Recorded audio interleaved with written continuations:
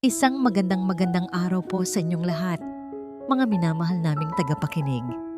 Muli, narito na naman ang inyong lingkod upang samahan kayo sa isang panibagong kwentong mag-iiwan ng tatak sa ating mga puso. Sabi nila, ang bawat pamilya ay may kanya-kanyang sikretong itinatago sa likod ng mga nakasaradong pinto. Pero paano kung ang isang dayo, isang taong walang kinalaman sa nakaraan, ang siyang magiging susi para buksan ito at paghilumin ang mga sugat na matagal nang inililihim? Halina't sabay-sabay nating tuklasin. Ang dambuhalang tarangkahan ng Hacienda Esperanza ay tila isang halimaw na nakanganga, handang lamunin ang sino mang maglakas loob na pumasok. Ngunit para kay Luningning Reyes, o Ning, ang tarangkahang iyon ay hindi halimaw, kundi isang pangako. Pangako ng isang mas magandang kinabukasan para sa kanyang pamilya sa Baryo Masikap. Mahigpit niyang hinawakan ang strap ng kanyang luma, ngunit malinis na bag. Sa loob niyon ay ang litrato ng kanyang mga magulang at kapatid, ang kanyang inspirasyon, ang kanyang lakas. Nang bumukas ang tarangkahan, isang tila walang katapusang daan na napapaligiran ng perpektong pagkakagupit ng mga halaman at naglalakihang puno ang sumalubong sa kanya. Sa dulo nito, nakatayo ang isang mansyon na tila kinuha mula sa isang pelikula. Malaki, puti at marangya. Ngunit sa kabila ng ganda, may isang kakaibang lamig na bumabalot sa paligid. Isang katahimikan na hindi nakakapayapa, kundi nakakakaba. Pagbaba niya mula sa tricycle na naghatid sa kanya, isang matandang babae na nakaunipormeng puti ang sumalubong sa kanya na may mainit na ngiti. "Ikaw na ba si Luningning?" tanong nito. "Ako nga po." "Ning na lang po." Magalang niyang sagot. "Ako si Ginhawa, pero Manang Ginny na lang ang itawag mo sa akin. Halika, ihatid na kita sa loob. Kanina ka pa hinihintay ni Senyorito Banyuhay." Pagsapit sa loob ng mansyon, lalong nanliit si Ning sa kanyang sarili. Ang sahig ay sobrang kintab na para bang salamin. Ang mga kasangkapan ay mukhang mas mahal pa sa kanilang bahay at lupa. Ngunit ang lahat ng pagkamangha ay biglang naputol ng isang boses, malamig pa sa yelo, ang bumaras sa katahimikan. "You're late." Napalingon si Ning sa pinanggalingan ng boses. Sa itaas ng engrandeng hagdanan, nakatayo ang isang lalaki, matangkad, nakasuot ng mamahaling business suit at may mga matang tila kayang tumagos sa kanyang kaluluwa. Ito si Banyuhay Elizalde. Hindi man lang ito ngumiti. Tumingin lang ito sa relos nito na kumikinang sa ilalim ng ilaw mula sa chandelier. "I specifically told the agency to send someone punctual. 5 minuto kang huli." "Paumanhin po, sir. Medyo natagalan lang po sa biyahe." Nanginginig na sabi ni Ning habang pinipisil ang mga daliri. "Excuses," maikling tugon nito bago bumaba ng hagdan. Hindi man lang siya tinitignan sa mata. "Sumunod ka sa akin. Ipapakilala kita sa alaga mo." Sinundan ni Ning ang lalaki patungo sa isang malawak na hardin sa likod ng bahay. Doon, isang batang babae na mga 6 na taong gulang ang nag-iisang naglalaro sa swing. Mayroon itong buhok na kasing itim ng gabi at mga matang may bakas ng kalungkutan. "Huni!" tawag ni Banyuhay sa bata. Ang boses ay wala pa ring emosyon. "This is Luningning, your new yaya." Tumingin lang ang bata sa kanila. Blanko ang ekspresyon bago muling ibinalik ang tingin sa malayo. Walang hello, walang hi, para bang hangin lang sining na dumaan. Nang gabing iyon, matapos siyang ihatid ni Manang Ginny sa kanyang magiging silid, isang maliit ngunit malinis na kwarto sa servant's quarter, sa wakas ay nakahinga ng maluwag si Ning. Pagod na pagod siya mula sa biyahe at sa tensyon ng unang araw. Ang gusto niya lang ay mahiga at matulog. Binuksan niya ang kanyang bag para kunin ang kanyang damit pantulog. Pag-angat niya ng kumot sa kama, isang itim, mabalahibo at maraming paa na bagay ang gumapang mula rito. Isang nakakabinging tili ang kumawala sa lalamunan ni Ning. Sa sobrang takot, napatalon siya paatras at natumba. Nanginginig siyang tinitigan ng gagamba na ngayon ay nasa sahig na. Ngunit mula sa siwang ng pinto, isang mahinang hagik-gik ang kanyang narinig. Nang silipin niya, nakita niya ang isang pamilyar na anino ng isang bata na mabilis na tumakbo palayo. Doon niya napagtanto. Ang gagamba ay hindi totoo. Gawa lang ito sa plastik. Isang laruan. Isang malalim na buntong hininga ang pinakawalan ni Ning. Ito pala ang welcome sa kanya mo. Sa kanya ni Huni. Sa kabila ng pagod at takot, isang maliit na ngiti ang sumilay sa kanyang labi. Hindi ito galit, kundi awa. Alam niyang ang mga batang tulad ni Huni ay may pinagdadaanan. Kinabukasan, habang tinutulungan niya si Manang Jeannie sa kusina, muling lumitaw si Banyuhay, mas madilim pa ang aura kaysa kahapon. Tila narinig nito ang komosyon kagabi. Diretso itong tumingin kay Ning. Ang mga mata ay matalim. Nandito ka para alagaan ang pamangkin ko, hindi para makipaglaro sa kanya. Opo, sir. Pasensya na po. Sagot ni Ning. Nakayuko. Humakbang ito palapit. Ang presensya ay tila nagpapalamig sa buong kusina. Ang kanyang boses ay mahina, ngunit puno ng bigat. Isang babala na hindi dapat baliwalain.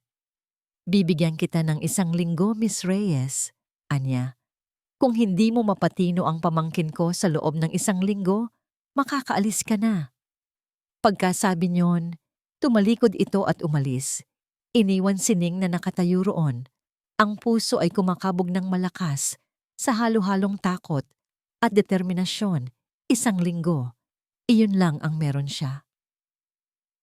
Ang ultimatum ni Senyorito Banyuhay ay parang isang bombang may timer na nakakabit sa leeg ni Ning.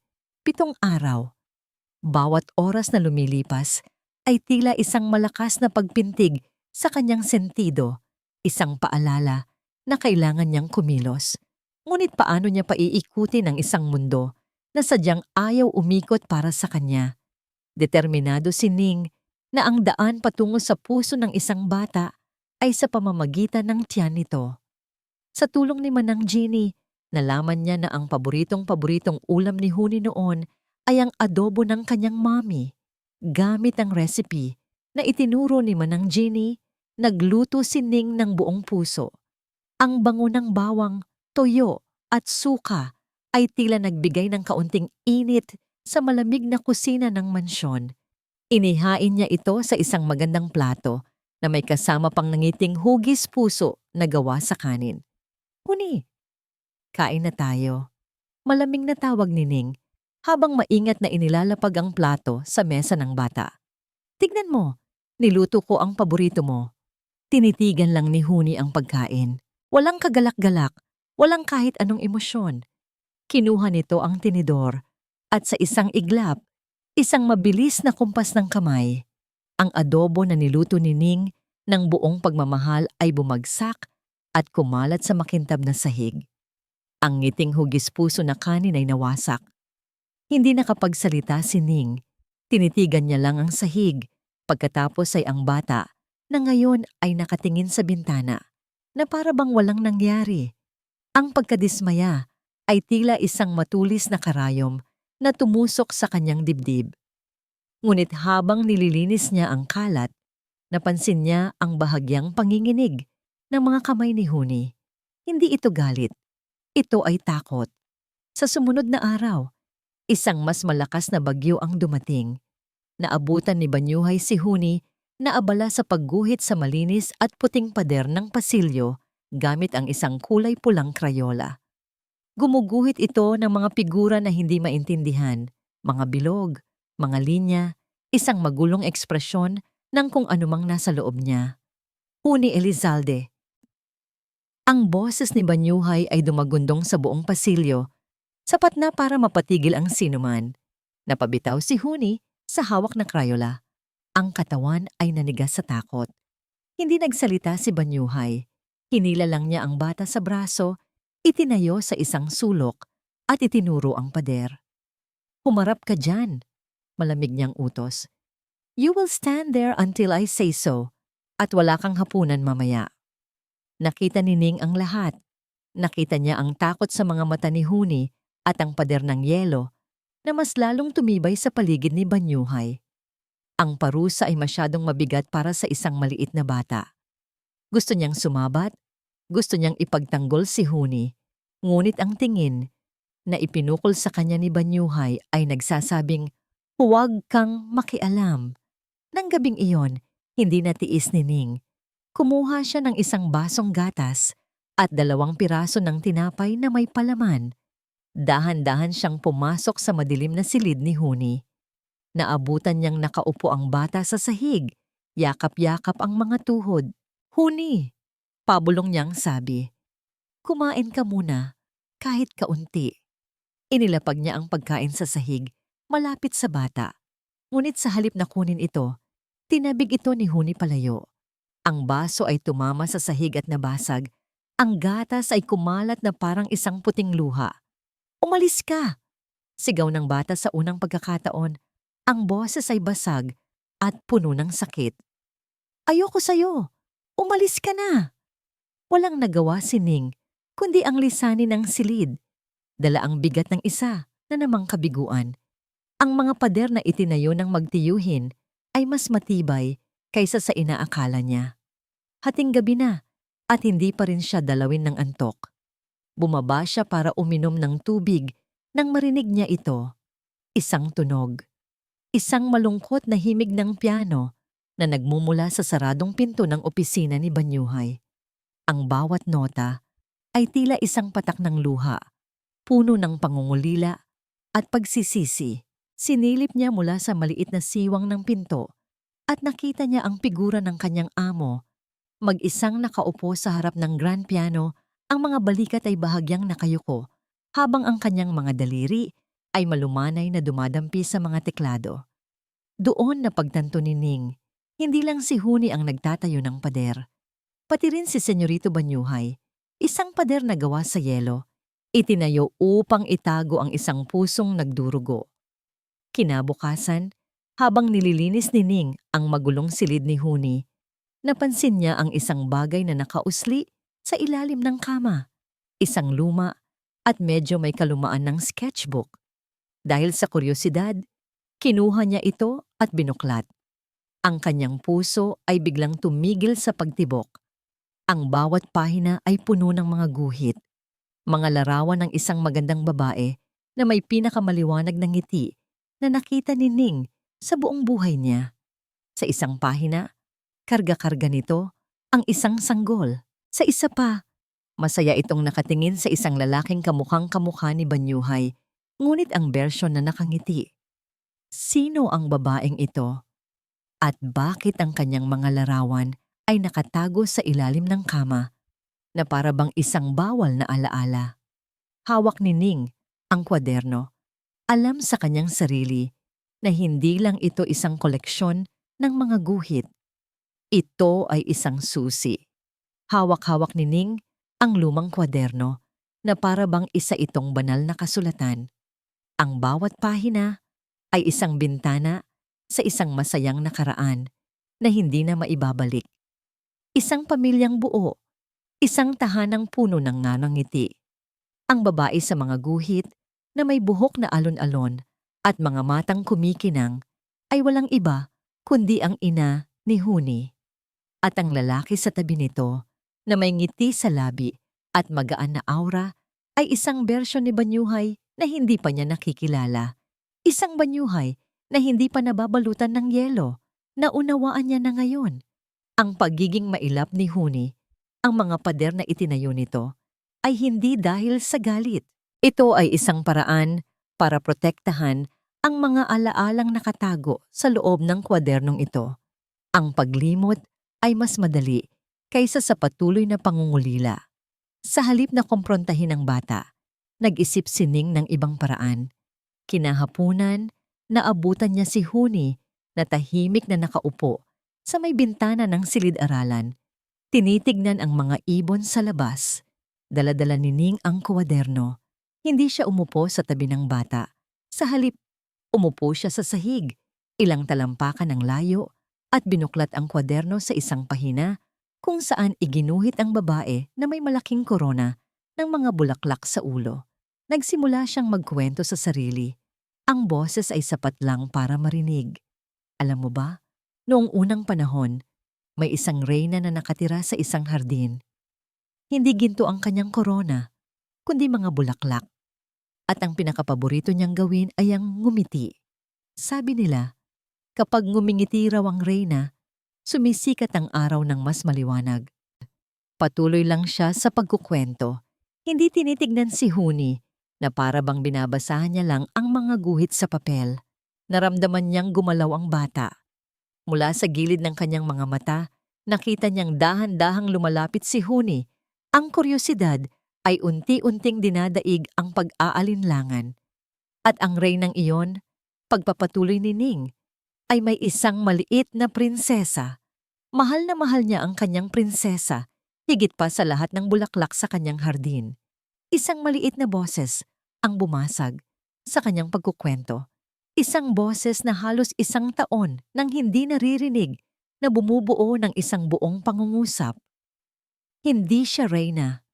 Napahinto si Ning. Dahan-dahan siyang lumingon.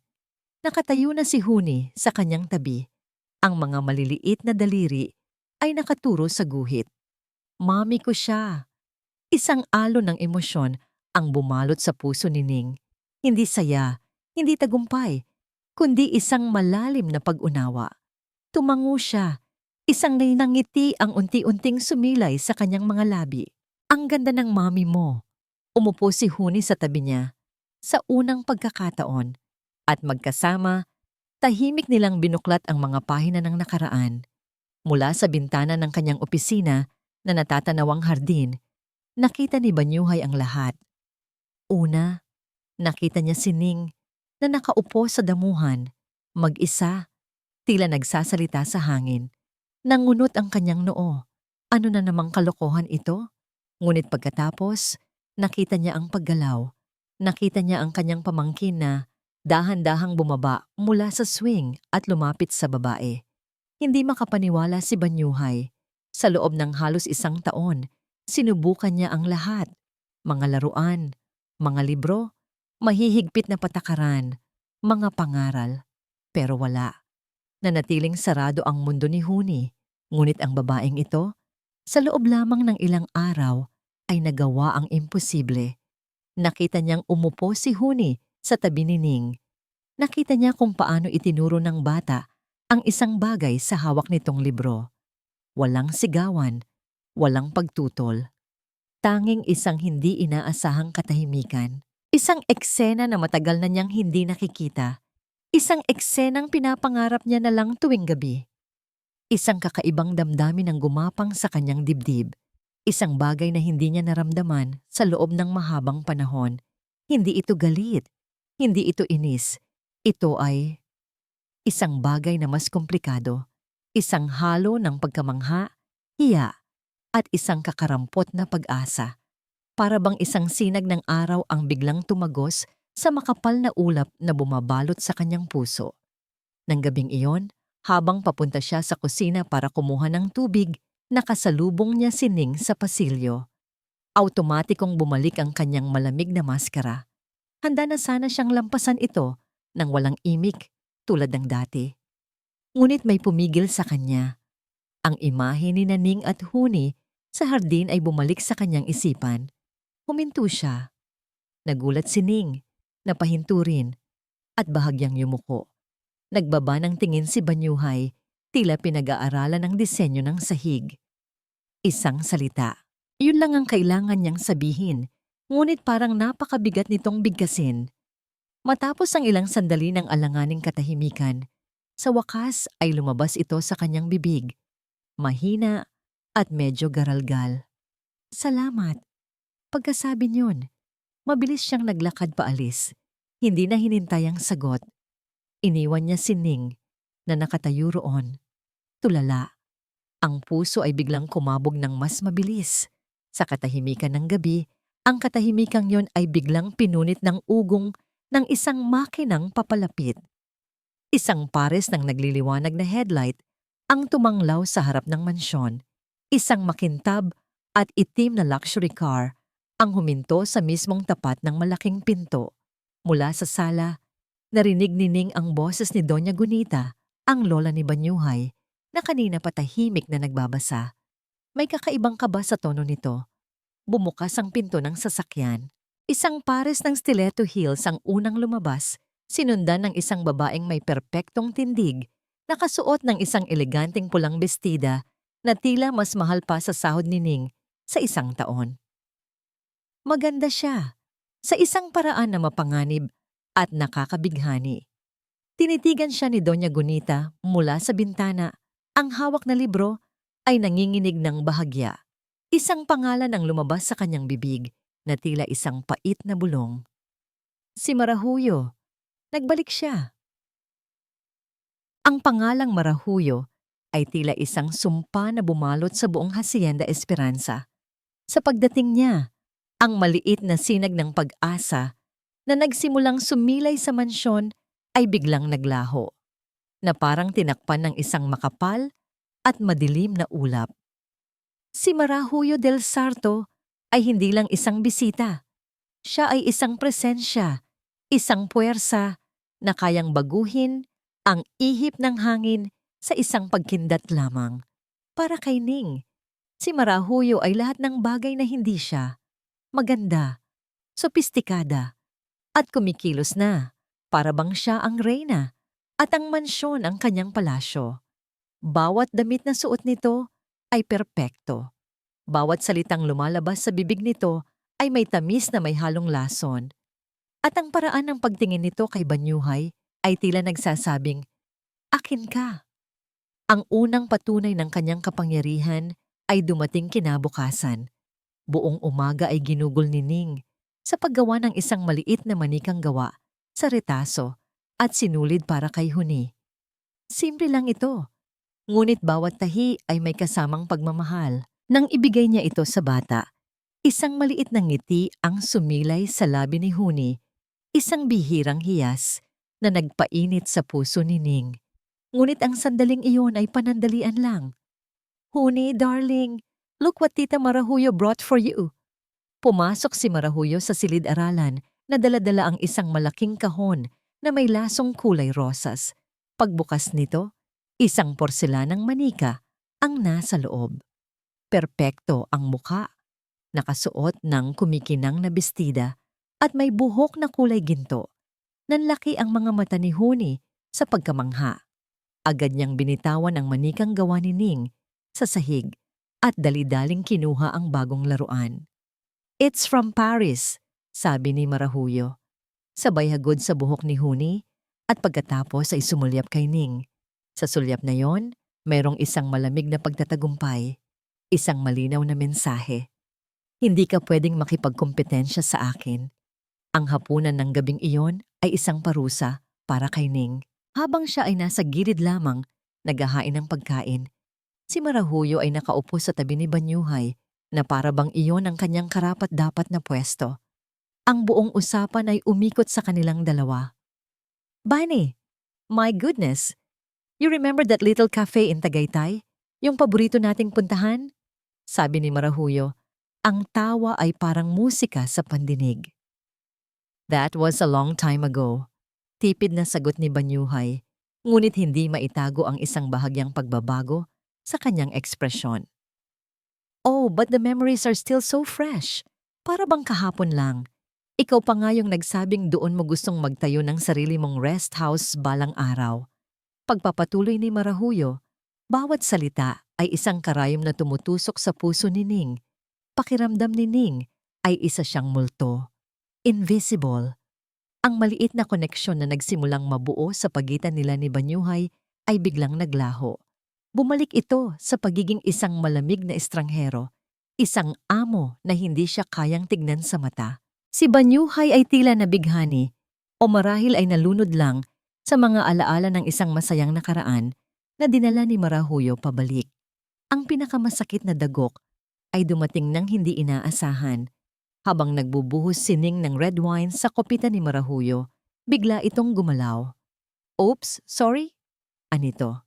Ang mamahaling alak ay tumapon, hindi sa mamahaling tablecloth, kundi direkta sa puting-puting apron ni Ning. Lumilikha ng isang malaking mantsa na kulay dugo. Pasensya na po, ma'am, kabadong sabi ni Ning. It's okay, Yaya. It's just a stain, sabi ni Marahuyo. Ang boses ay puno ng huwad na pag-aalala. Ngunit nang magtama ang kanilang mga mata, nakita ni Ning ang isang bagay na iba. Isang mabilis na kislap ng panunuya, isang ngiting demonyo na agad ding naglaho. Alam ni Ning sa sandaling iyon, hindi iyon aksidente. Iyon ay isang babala. Pagkatapos ng hapunan, habang naglalakad si Ning sa pasilyo, patungo sa hardin para magpahangin, narinig niya ang boses ni Marahuyo mula sa terrace. Nakatalikod ito. May kausap sa telepono. Ang boses nito ay iba na. Hindi na matamis at malambing, kundi malamig, matalas at puno ng galit. I told you, everything is going according to plan. Ang tanga-tanga niya pa rin, madaling mauto. Nag-aalangan si Ning kung aalis na ba siya, ngunit may pumigil sa kanya. Oo, nagtitiwala siya sa akin. No, he suspects nothing. Oo, kasama na ang bata. She will be the key. Isang sandaling katahimikan. Huwag kang mag-alala. Malapit na. Konting tiis na lang at babagsak din ang mga Elizalde. Napatakip si Ning sa kanyang bibig upang pigilan ang isang hiningang gustong kumawala. Ang dugo sa kanyang katawan ay tila nagyelo. Hindi ito tungkol sa selos, hindi ito tungkol sa pag-ibig. Ito ay isang bagay na mas malalim, mas madilim. At siya, kasama ang batang si Huni, ay nasa gitna ng lahat ng ito. Ang mga salitang narinig ni Ning mula kay Marahuyo ay tila isang laso na dahan-dahang kumakalat sa kanyang sistema. Ginagawang lito ang kanyang isipan at binabalot ng takot ang kanyang puso. Ang Hacienda Esperanza, na dati isang lugar lang ng pagsubok, ngayon ay tila isang hawlang ginto na may nag-aabang na panganib sa bawat sulok. Para kay Banyuhay, ang pagbabalik ni Marahuyo ay isang alimpuyo. Dinala nito ang mga alaala ng isang buhay bago ang trahedya, isang buhay kung saan marunong pa siyang tumawa, mangarap, at magmahal. Sa isang banda, ang presensya nito ay isang pamilyar na aliw, isang pagtakas mula sa kanyang malungkot na kasalukuyan. Ngunit sa kabilang banda, mayroon na ngayong bagong liwanag sa mansyon. Isang liwanag na simple, hindi nakakasilaw, ngunit may kakaibang init na unti-unting tumutunaw sa yelo sa paligid ng kanyang puso. At ang liwanag na yon ay si Ning. Gabi-gabi, naririnig niya ang mahinang tawa ni Huni mula sa silid nito habang nagbabasa ng kwento si Ning. Nakikita niya kung paano nagkakaroon ng kulay ang mga pisngi ng kanyang pamangkin. Ang mga pagbabagong yon ay utang niya sa babaeng iyon. Ang yaya na kanyang minamaliit noong una. Nahahanap niya ang kanyang sarili na pinagmamasdan ito mula sa malayo. Pinag-aaralan ang bawat galaw nito. Ang paraan ng pagsuklay nito sa buhok ni Huni. Ang ngiti nito kapag nagtatagumpay siyang patawanin ng bata.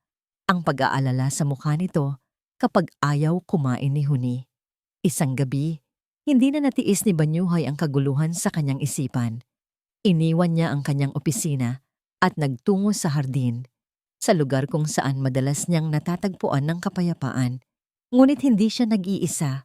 Doon, sa ilalim ng puno ng mangga, nakaupo si Ning sa isang bangko, yakap-yakap ang kanyang mga tuhod. Nakatingala siya sa buwan, at sa sinag nito, nakita ni Banyuhay ang mga luhang tahimik na dumadaloy sa kanyang mga pisngi. Dahan-dahan siyang lumapit. Hindi niya alam kung ano ang sasabihin. Ang mga salita ay tila nawala sa kanya. Umupo siya sa kabilang dulo ng bangko. Nag-iiwan ng sapat na espasyo sa pagitan nila. May problema ba? Tanong niya. Ang boses ay mas malumanay kaysa sa karaniwan. Nagulat si Ning. Mabilis niyang pinunasan ang kanyang mga luha. Wala po, sir. Napuwing lang po siguro. Isang buntong hininga ang pinakawalan ni Banyuhay. Hindi ako bulag, Ning. Sa unang pagkakataon, tinawag niya ito sa kanyang pangalan. Alam kong mahirap ang sitwasyon. Simula nang dumating si Marahuyo, ayos lang po ako, sir. Pilit ng ngiti ni Ning. Hindi, sabi ni Banyuhay. Ngayon ay nakatingin na, nang diretso sa kanya. Hindi okay. Simula nang dumating ka, nagbago ang lahat dito. Nagbago si Huni. At nagbago rin ako. Nagkaroon ng kaunting liwanag sa madilim na bahay na ito. At ang liwanag na yon ay dahil sa'yo. Ang puso ni Ning ay nagsimulang tumibok ng sobrang bilis. Ang mga salitang iyon na nagmumula sa lalaking laging malamig at mailap ay parang isang himig na hindi niya inaasahan. Hindi ko alam kung paano ka pasasalamatan. Pagpapatuloy ni Banyuhay, ang boses ay halos isang bulong na. Dahan-dahan, inilapit niya ang kanyang sarili. Ang espasyo sa pagitan nila ay unti-unting nawawala. Nakikita ni Ning ang sarili niyang refleksyon sa mga mata nitong puno ng kalungkutan. Inangat ni Banyuhay ang kanyang kamay na para bang may sariling isip at marahang hinaplos ang pisngi ni Ning. Pinupunasan ang natitirang bakas ng luha gamit ang kanyang hinlalaki. Ang kanyang haplos ay mainit. Kabaligtaran ng kanyang malamig na reputasyon. Ang mundo sa paligid nila ay tila huminto. Tanging ang pintig ng kanilang mga puso at ang huni ng mga kuliglig ang maririnig. Dahan-dahan, inilapit ni Banyuhay ang kanyang mukha. Napapikit si Ning, naghihintay, nanginginig. Ito na, ang sandaling hindi niya pinangarap pero biglang dumating. Ngunit bago pa man maglapat ang kanilang mga labi, isang nakakasilaw na liwanag ang biglang tumama sa kanilang mga mukha. Sinundan ng ugong ng isang sasakyang huminto. Agad silang naghiwalay na para bang napaso. Mula sa dilim, lumabas ang figura ni Marahuyo. Bumaba mula sa kanyang sasakyan. Nakita niya ang lahat. Isang perpektong maskara ng pagkagulat at sakit ang ipininta niya sa kanyang mukha. Bani mo, anya, ang boses ay basag at puno ng pighati. Anong ibig sabihin nito? Gulat at pagkalito ang rumehistro sa mukha ni Banyuhay. Marahuyo, it's not what you think. Ngunit umiling si Marahuyo. Isang luha ang pumatak mula sa kanyang mata. Lumapit siya kay Banyuhay at hinawakan ito sa braso habang binibigyan si Ning ng isang tingin na puno ng galit. Nakita ko kung paano kanya tinitignan, Bani. Hindi ako bulag. Anya, ang boses ay isang desperadong bulong. Mag-ingat ka. Pakiusap. Alam mo na ang hirap ng pinagdaanan natin noon. Ayoko lang na masaktan ka ulit. Lalo na ng isang taong hindi mo naman talaga kilala. Ang mga salita ni Marahuyo ay tumama kay Banyuhay na parang isang sampal.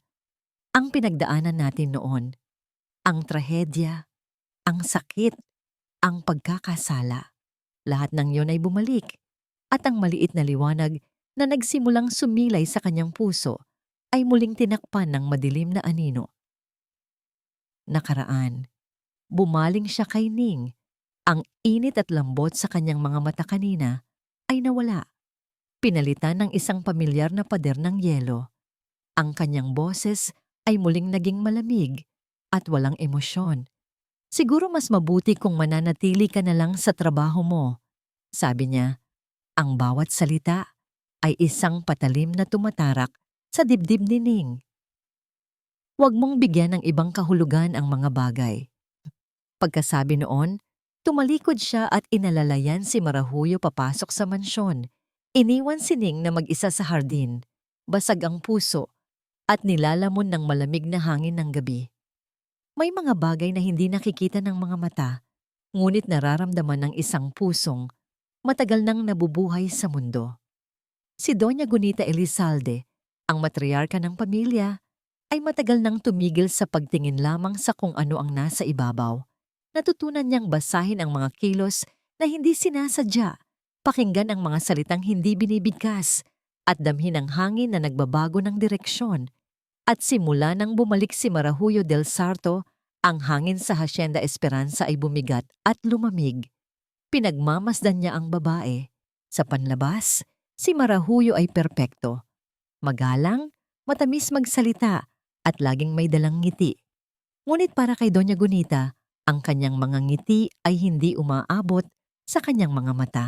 Mayroong isang kalkuladong lamig sa likod ng bawat kilos nito, isang bagay na nagpapaalala sa kanya ng isang mangangasong matiyagang naghihintay ng tamang oras para umatake. Ang kanyang paghihinala ay nagsimula sa isang maliit na detalye.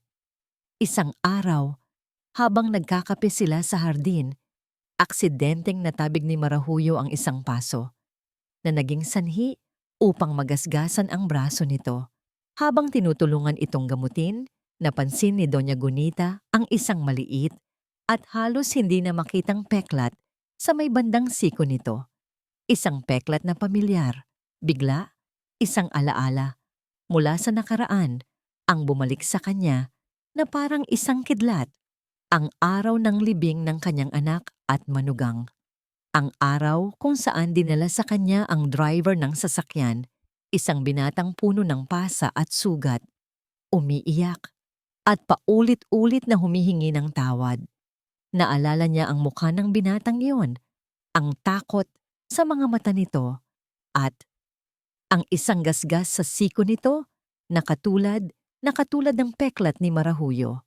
Isang aksidente lang nung bata pa ako, sabi ni Marahuyo nang mapansin ang pagtitig niya. Sabay tawa ng pilit, ngunit hindi na maalis sa isipan ni Doña Gunita ang koneksyon. Kinagabihan, sa kanyang silid, binuksan niya ang isang lumang baul na puno ng mga papeles. Kinuha niya ang isang folder na may markang confidential. Nasa loob nito ang lahat ng detalye tungkol sa aksidente, ang police report, ang mga testimonya, at ang kasunduan na pinirmahan ng pamilya ng driver, si Ricardo Sandoval, kapalit ng kanilang pananahimik. Hindi kailanman naging panatag ang kanyang loob sa kasunduang yon.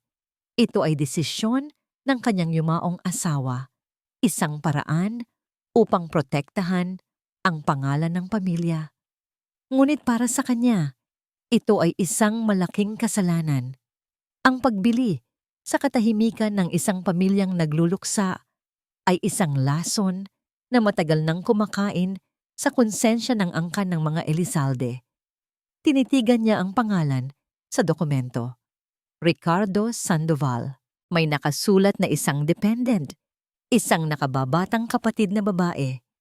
Ngunit walang pangalan, walang litrato. Kailangan kong malaman, bulong niya sa sarili. Kinabukasan, tinawagan niya si Attorney Delon, ang matagal ng abogado ng kanilang pamilya. Greg, kailangan ko ng pabor, sabi niya sa telepono. Ang boses ay seryoso. Gusto kong imbestigahan mo ulit ang pamilya ng driver sa aksidente ni Alfonso. Si Ricardo Sandoval, alamin mo ang lahat tungkol sa kanila, lalo na ang tungkol sa kapatid niyang babae. I need to know where she is now. Anong pangalan niya? Anong itsura niya? Everything. And do it quietly. Sa mga sumunod na araw, habang hinihintay niya ang tawag ng abogado, mas naging mapagmatyag si Doña Gunita. Sinubukan niyang kausapin ang kanyang apo. Banyuhay, apo, sabi niya isang hapon. Hindi ka ba nagtataka kung bakit ngayon lang nagpakita si Marahuyo pagkatapos ng maraming taon? Lola, she's just trying to reconnect. Sagot ni Banyuhay, hindi man lang inaalis ang tingin sa kanyang laptop. Huwag na po nating gawa ng issue. May hindi tama sa kanya, nararamdaman ko. Giit ng matanda.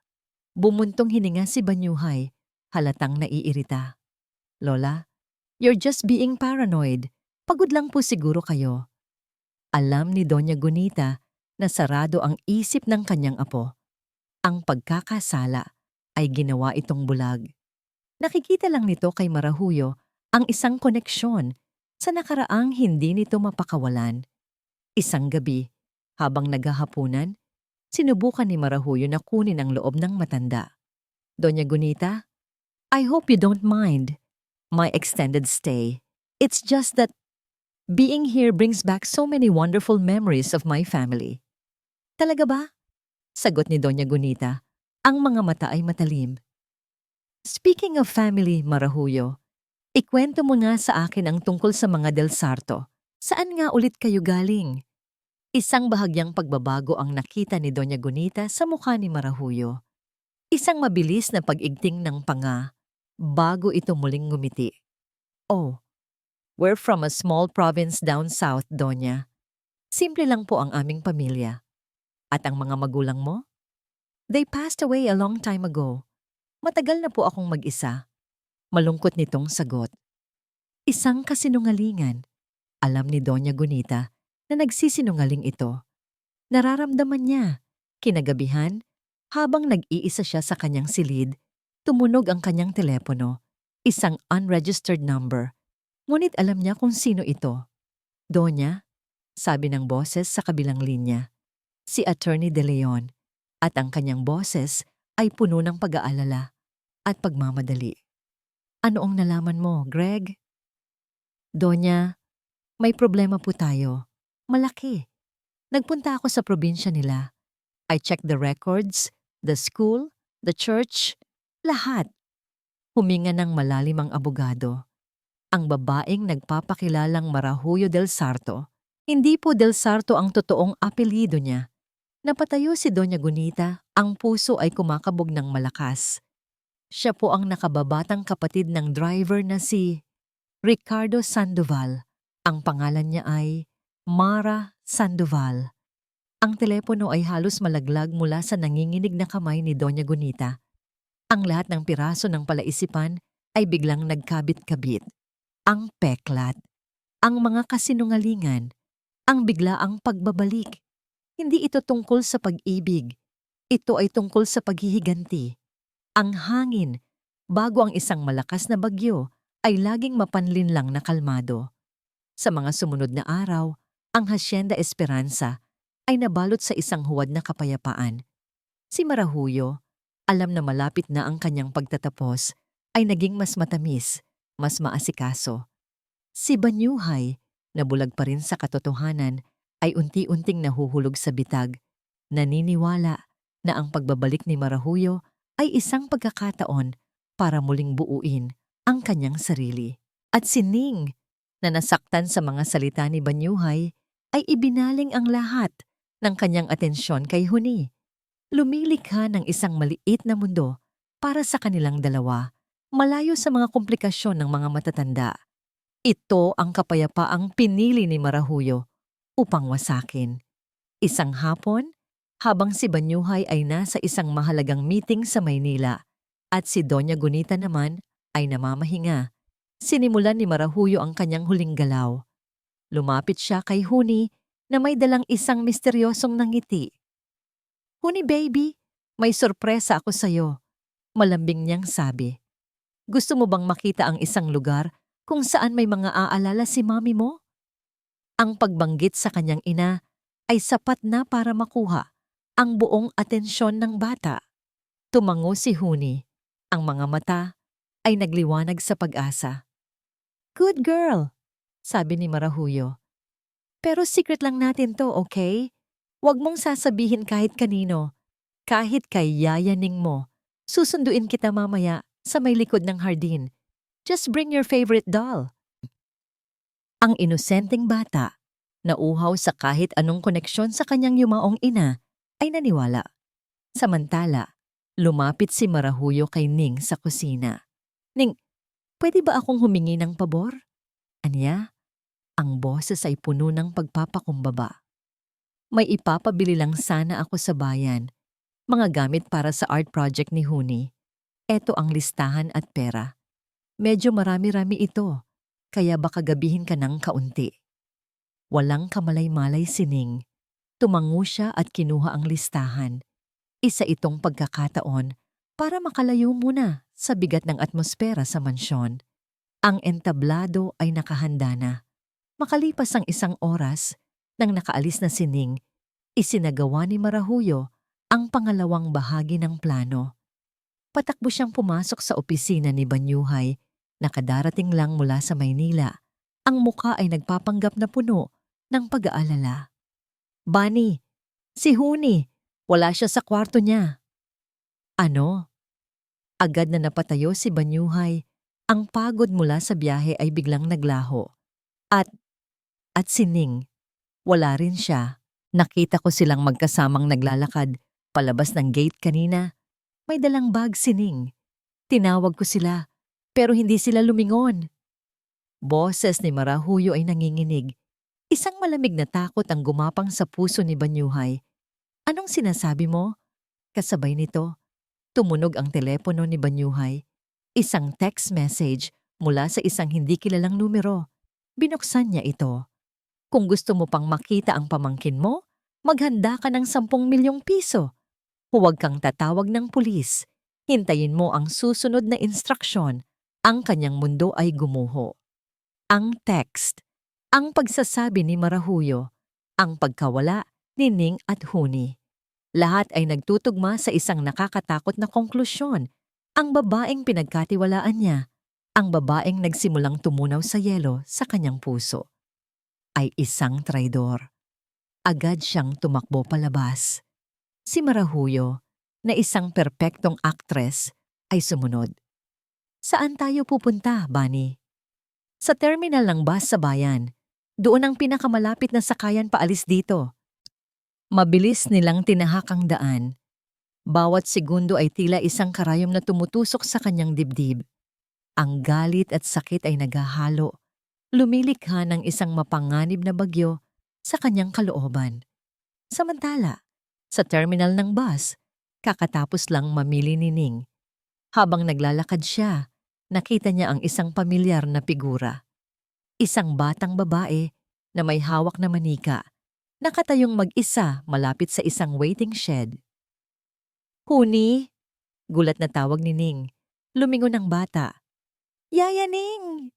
Tumakbo ito palapit sa kanya. Sabi po ni Tita Marahuyo, dito raw po kami magkikita. May sorpresa raw po siya galing kay Mami. Biglang kinabahan si Ning. May mali. Isang malaking kamalian. Bakit niya dadalhin si Huni dito? Mag-isa? Halika, Huni. Umuwi na tayo, sabi ni Ning. Hinawakan ang kamay ng bata. Ngunit bago pa sila makahakbang, isang sasakyan ang pumarada ng mabilis sa kanilang harapan. Bumaba mula rito si Banyuhay. Ang mukha ay isang maskara ng galit na hindi pa nakikita ni Ning kailanman. Sa likod niya ay si Marahuyo na may ekspresyon ng isang taong nag-aalala. Sir Banyuhay? Naguguluhang tanong ni Ning. Ngunit hindi siya pinansin ni Banyuhay. Ang mga mata nito ay nakatuon sa bag ng mga pinamili na hawak ni Ning. Ano yan? Malamig niyang tanong. Pinamili ko po, sir.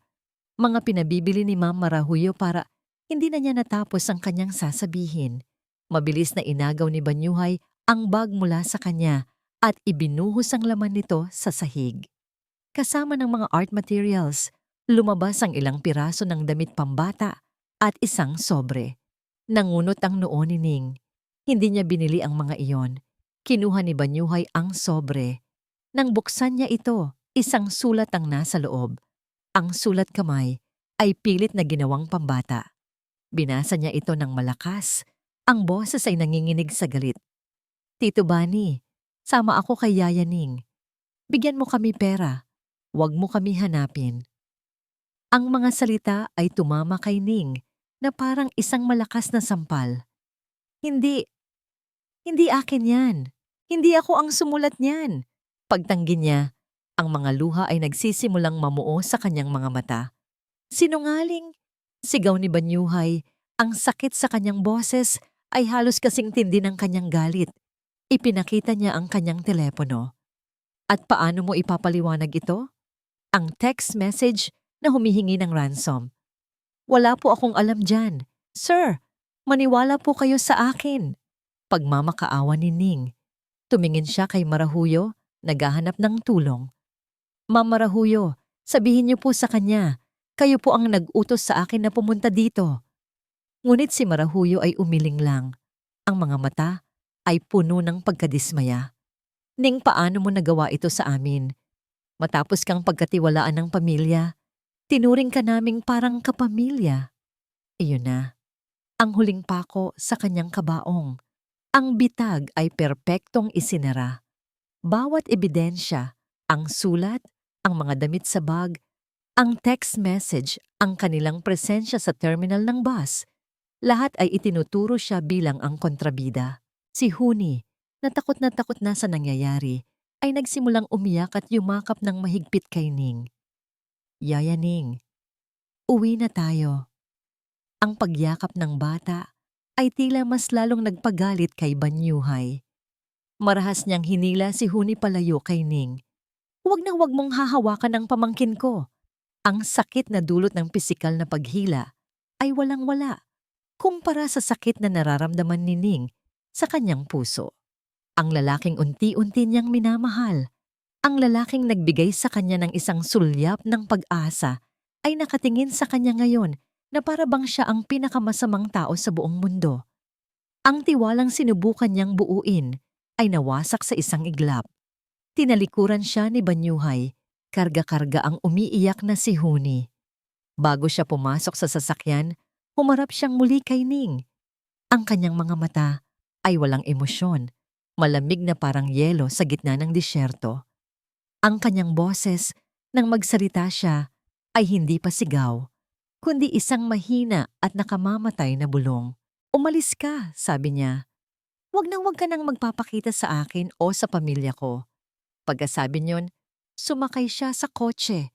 Si Marahuyo ay sumunod, binigyan si Ning ng isang huling mapanuyang tingin bago isara ang pinto. Ang sasakyan ay umalis. Iniwan si Ning na nakaluhod sa sahig ng terminal. Napapaligiran ng mga gamit na hindi kanya, habang ang kanyang mundo ay gumuho at ang kanyang puso ay nadurog ng pinung-pino. Ang pag-alis ni Ning ay hindi nagdulot ng kapayapaan sa Hacienda Esperanza. Sa halip, tila ninakaw nito ang huling hininga ng buhay sa loob ng mansyon. Ang katahimikan na bumalik ay hindi na ang uri ng katahimikan na nagpapahiwatig ng kaayusan. Ito ay isang mabigat at nakakabinging katahimikan ng kawalan. Ang mga unang oras matapos ang insidente sa terminal ay puno ng galit para kay Banyuhay. Galit sa panloloko, galit sa sarili dahil sa pagiging isang tanga. Paano niya nagawang magtiwala? Paano niya nagawang hayaan ng isang estranghero na pasukin hindi lang ang kanyang tahanan, kundi pati na rin ang maliit na siwang sa kanyang puso? Ipinako niya ang bawat alaala ni Ning, bawat ngiti, bawat mabuting salita, at sinunog ang mga ito sa apoy ng kanyang pagkasuklam. Ngunit ang apoy, Moy, ay hindi nagtatagal. At kapag ito'y naubos na, ang tanging naiiwan ay abo at lamig. Ang unang nagparamdam sa kanya ng katotohanan ay si Huni. Pagka-uwi nila, hindi na nagsalita ang bata. Dinala niya ito sa silid nito, ngunit tinitigan lang siya nito na may mga matang puno ng akusasyon at takot. Pagkatapos ay tumakbo ito sa isang sulok, niyakap ang manikang retaso na gawa ni Ning. Ang manikang binaliwala nito noong una at nagsimulang umiyak nang walang tunog. Isang tahimik na pagtangis na mas masakit pakinggan kaysa sa pinakamalakas na sigaw. Huni, kumain ka na, sabi ni Banyuhay ng gabing iyon. Dala ang isang tray ng pagkain. Hindi ito gumalaw. Huni, makinig ka sa akin. She's a bad person. Niloko niya tayo. Umiling lang ang bata. Mas hinigpitan ang yakap sa manika. Sa mga sumunod na araw, ang Hacienda Esperanza ay naging isang morgue. Si Huni ay nagkulong sa kanyang silid. Hindi ito kumakain, hindi ito umiinom. Ang tanging ginagawa nito ay umupo sa bintana, nakatingin sa malayo, na para bang hinihintay ang isang taong hindi na babalik. Ang dati nagsisimula nang mamulang pisngi nito ay muling namutla. Ang mga mata nitong nagsisimula nang magkaroon ng kislap ay muling naging blangko at malungkot. Si Banyuhay ay nagkulong sa kanyang opisina. Sinubukan niyang ibaling ang kanyang atensyon sa trabaho, sa mga numero, Sa mga kontrata, mga bagay na may lohika at walang emosyon, ngunit ang imahe ni Ning na nakaluhod sa terminal, ang mga matang puno ng luha at pagkalito ay patuloy na bumabalik sa kanyang isipan. Isang gabi, naupo siya sa harap ng grand piano. Sinubukan niyang tumugtog, ngunit ang kanyang mga daliri ay tila nanigas. Ang musikang dati nagbibigay sa kanya ng aliw ay ngayon ay parang isang insulto. Paano siya makakalikha ng isang magandang himig kung ang buong mundo niya ay wala sa tono? Tinitigan niya ang mga puti at itim na teklado at ang naaalala lang niya ay ang sinabi ni Ning na nagagandahan ito sa kanyang pagtugtog.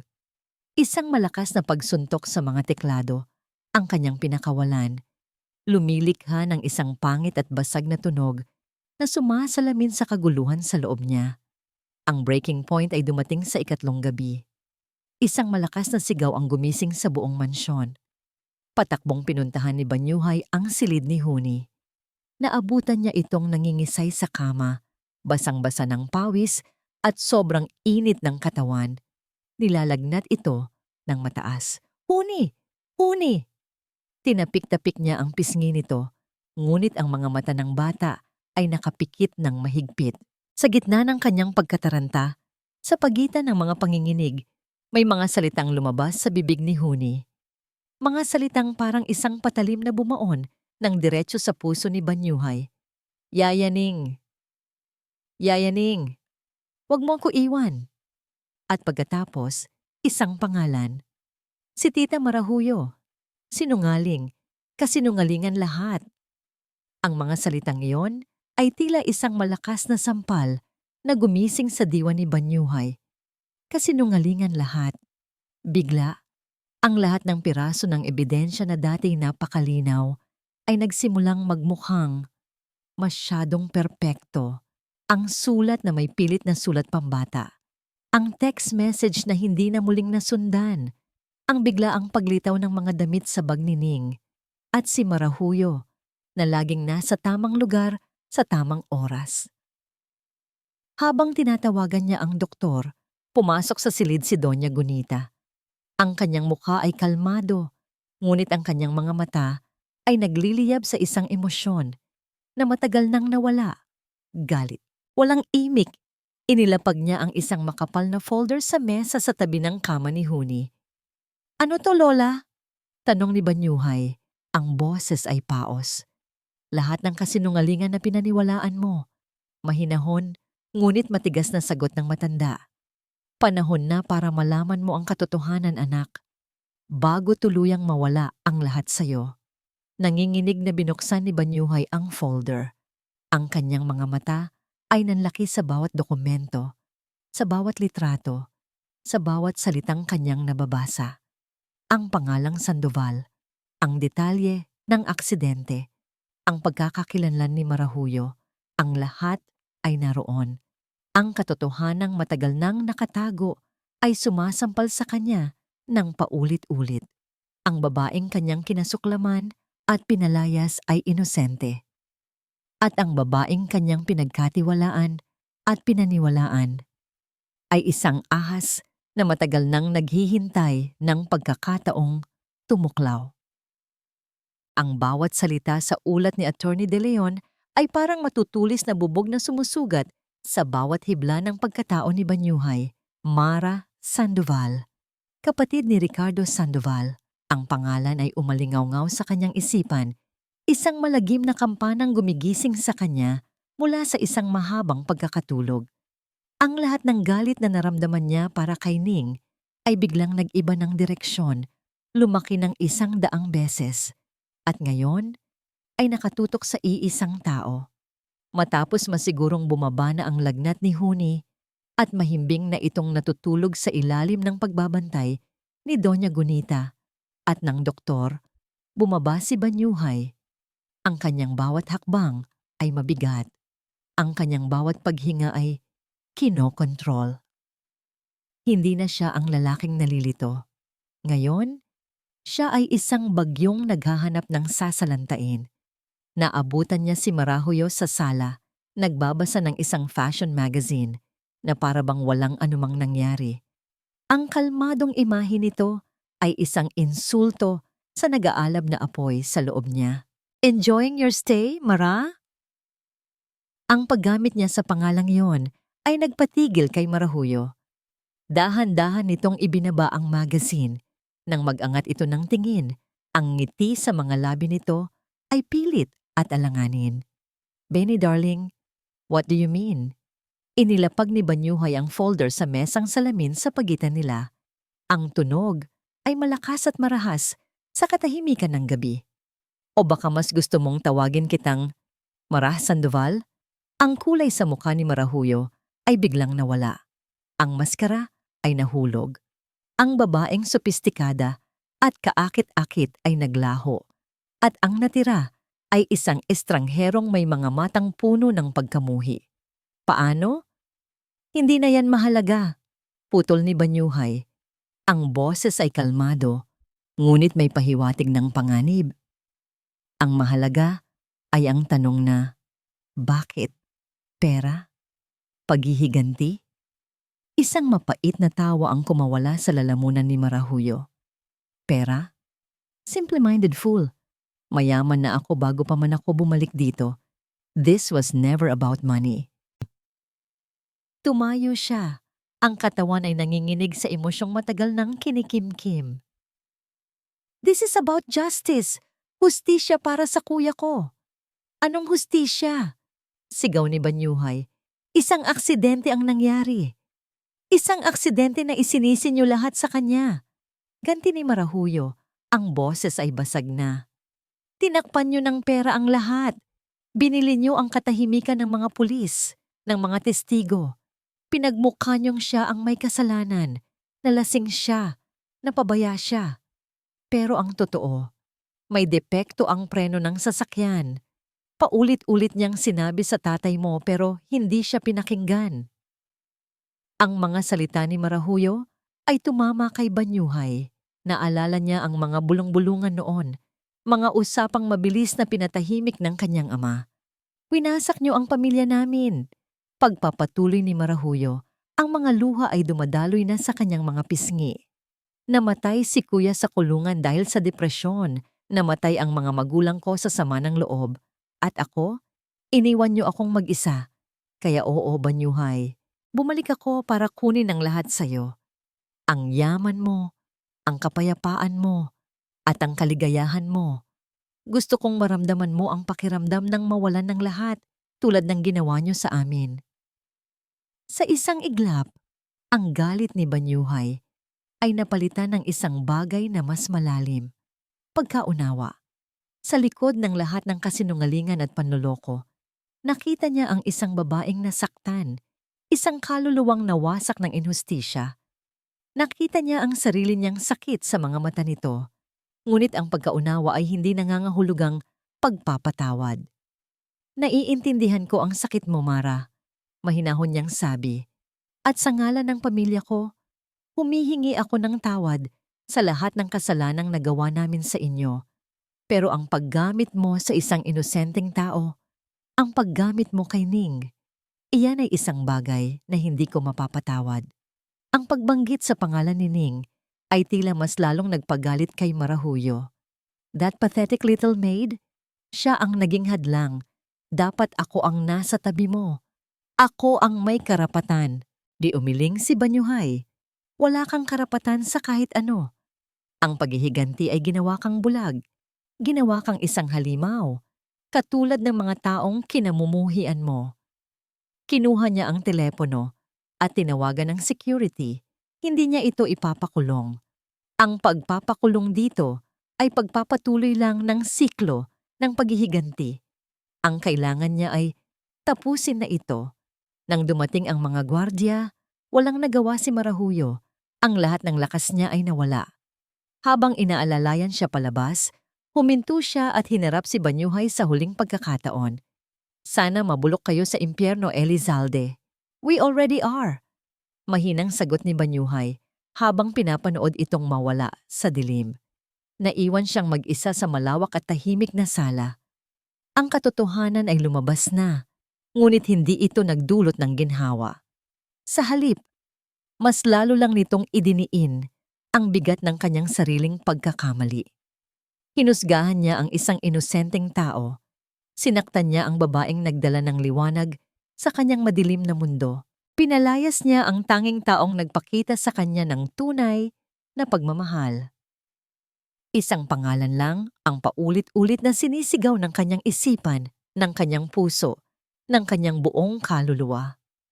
Ning, walang pag-aalinlangan, walang pag-iisip, kinuha niya ang susi ng kanyang sasakyan mula sa mesa at tumakbo palabas ng pinto, patungo sa gabi. Kailangan niya itong mahanap. Kailangan niyang humingi ng tawad. Kailangan niyang subukang buuin muli ang pusong siya mismo ang bumasag. Ang biyahe patungo sa baryo masikap ay ang pinakamahabang biyahe sa buong buhay ni Banyuhay. Bawat kilometrong tinatakbo ng kanyang mamahaling sasakyan ay isang paalala ng agwat sa pagitan ng kanilang mga mundo. Isang agwat na siya mismo ang lumikha at nagpalaki. Hindi niya alam kung ano ang kanyang sasabihin. Ang salitang patawad ay tila napakaliit at walang saysay kumpara sa bigat ng sakit na kanyang idinulot.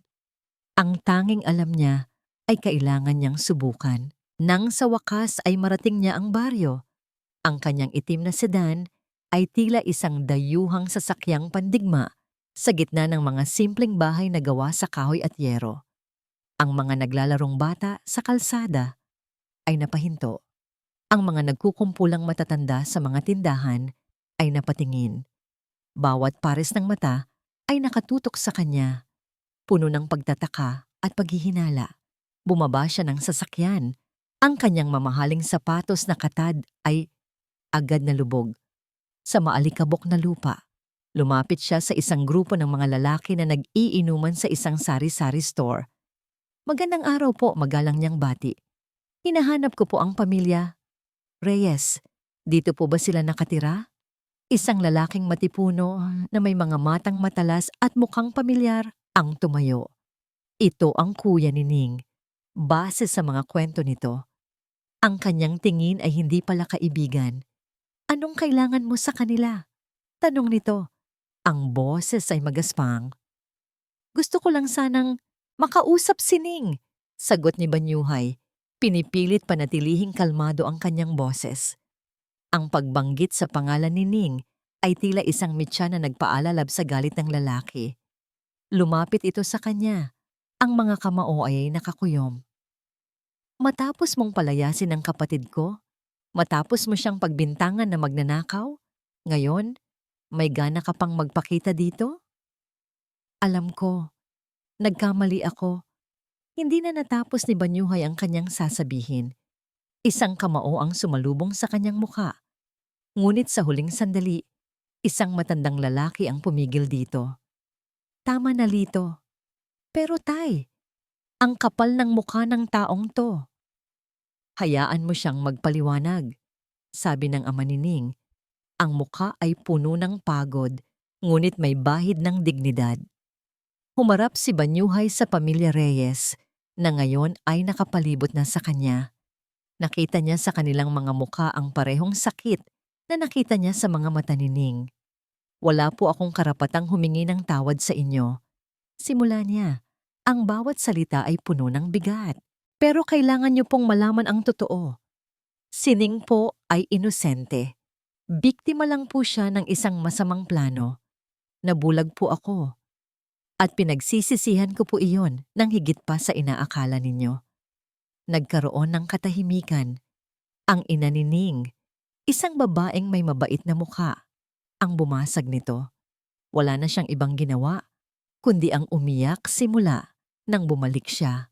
Sabi nito, ang boses ay nanginginig.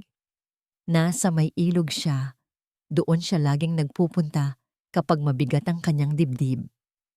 Ang agos ng ilog ay isang pamilyar na tanawin para kay Ning. Dito siya lumaki. Sa tabi ng mga batong ito, sa ilalim ng mga punong ito, dito niya laging dinadala ang kanyang mga problema. Hinahayaang anurin ng tubig ang kanyang mga luha. Ngunit ang sakit na nararamdaman niya ngayon ay tila napakabigat para kayang dalhin Kahit ng pinakamalakas na agos, pinikit niya ang kanyang mga mata at ang mukha ni Banyuhay, ang nakita niya, ang mukha nitong puno ng galit, ang mga matang puno ng pagkasuklam. Ang mga salita nitong umalis ka ay paulit-ulit na tumatatak sa kanyang isipan.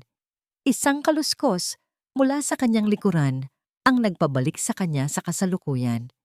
Inakala niyang isa lang iyon sa mga taga-baryo. Ngunit nang lumingon siya, ang kanyang paghinga ay biglang natigil. Nakatayo roon si Banyuhay.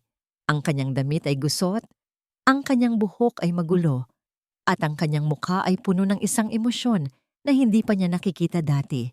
Isang halo ng desperasyon at malalim na pagsisisi. Agad na napatayo si Ning. Ang kanyang katawan ay naghahanda para sa panibagong sakit. "Anong ginagawa mo dito?" tanong niya. Ang boses ay malamig at walang buhay. "Ning," sabi ni Banyuhay, dahan-dahang humakbang palapit. "Makinig ka sa akin, pakiusap." "Para saan pa? Para muli akong husgahan? Para muli akong saktan?" "Hindi," mabilis niyang sagot. "Nandito ako para humingi ng tawad." Isang mapait na ngiti ang sumilay sa labi ni Ning. "Huli na ang lahat. Alam ko," pag-amin ni Banyuhay, "alam kong walang salita ang makakapagbura sa sakit na idinulot ko. Pero kailangan mong malaman ang totoo. Nalaman ko na ang lahat, Ning. Tungkol kay Marahuyo. Tungkol sa kanyang paghihiganti. Isang bitag ang lahat. At ako, na isang gago, ay nahulog dito nang walang kalaban-laban." Itinuloy niya ang pagkukwento. Isinalaysay ang lahat ng kanyang natuklasan. Habang nagsasalita siya, ang pader na itinayo ni Ning sa paligid ng kanyang puso ay nagsimulang magkaroon ng mga bitak. Nang matapos siya, tumitig siya ng diretso sa mga mata ni Ning. Ang mga mata ng isang bilyonaryo na ngayon ay puno ng luha. "Sa loob ng maraming taon," sabi niya, "ang boses ay basag. Sinisisi ko ang sarili ko sa pagkamatay ng kapatid ko. Iyon ang dahilan kung bakit ako naging malamig, kung bakit ako nagtayo ng mga pader. Pero nitong mga nakaraang araw, natutunan kong patawarin ang sarili ko. Pinatawad ko na ang sarili ko sa nakaraan, Ning." Humakbang siya palapit. Halos 1 pulgada na lang ang pagitan nila. "Pero hindi ko mapapatawad ang sarili ko kung mawawala ka sa buhay ko. Ikaw ang nagturo sa akin kung paano muling makaramdam. Ikaw ang liwanag na hindi ko alam na kailangan ko pala." Hinawakan niya ang mga kamay ni Ning. "Patawarin mo ako at mahalin mo sana ako." Ang mga luha ay malayang dumaloy mula sa mga mata ni Ning. Ang lahat ng sakit, lahat ng galit, lahat ng pagmamahal na kanyang sinubukan ibaon ay sabay-sabay na umahon. Tinitigan niya ang lalaki sa kanyang harapan. Isang lalaking basag, isang lalaking nagsusumamo, isang lalaking nag-aalay sa kanya ng kanyang buong puso. Ngunit ang mga salita ay hindi lumalabas sa kanyang bibig. Tanging mga hikbi lang ang kumakawala. Lumipas ang ilang buwan. Ang dating malamig at malungkot na Hacienda Esperanza ay tila muling nabuhay. Ang mga bintana ay laging bukas. Hinahayaang pumasok ang sinag ng araw at ang sariwang hangin. Ang katahimikan ay napalitan na ng mga tunog ng buhay. Ang malamyos na himig ng piano, ang masayang tawanan ng isang bata, at ang mahinang kwentuhan ng 2 pusong nagmamahalan. Isang umaga, abala si Luningning sa pag-aayos ng kanyang mga gamit sa bag. Hindi na ito ang luma at punit-punit na bag na dala niya noong unang araw.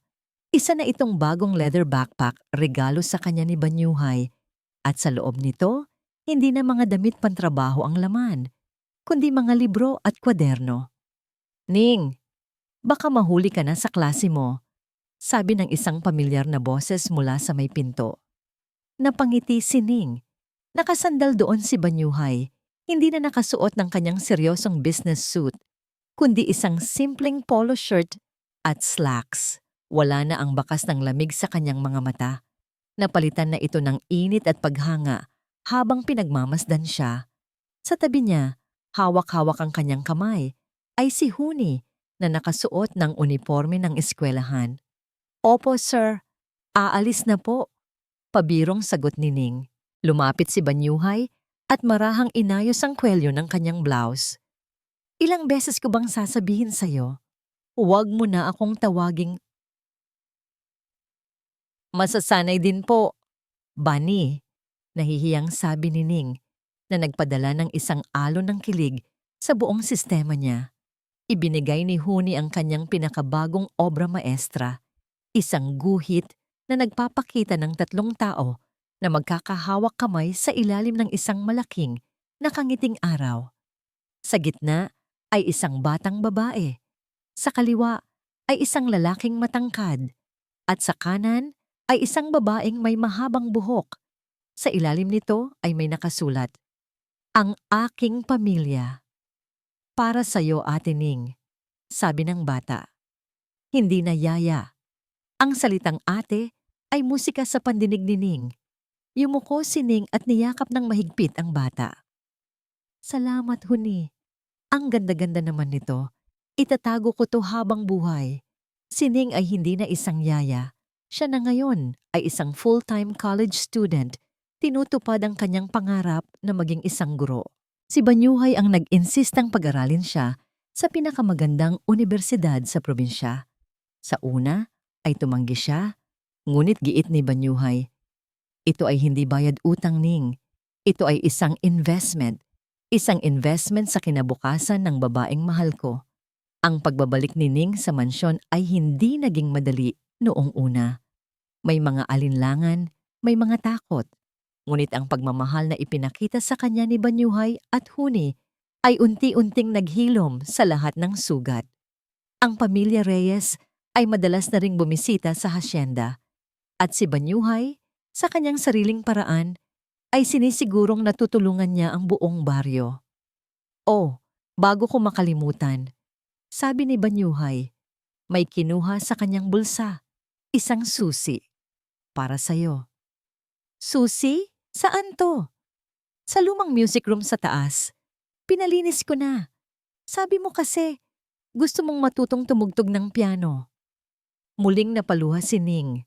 Ngunit ngayon, ang mga ito ay luha ng purong kaligayahan. Bawat araw ay isang sorpresa.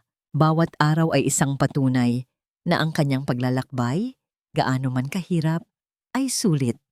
Habang naglalakad sila palabas para ihatid si Ning sa sasakyang magdadala sa kanya sa eskwelahan, narinig nila ang tunog ng piano mula sa sala. Ngunit hindi ito malungkot na himig. Ito ay isang masaya, mabilis, at puno ng buhay na tugtugin. Si Doña Gunita, na may malaking tamanda ng ngiti sa labi, ang tumutugtog. Tumigil silang 3 sa may hardin, sa parehong lugar kung saan muntik nang maglapat ang mga labi nina Banyuhay at Ning. Sa lugar kung saan sila pinaghiwalay ng isang kasinungalingan.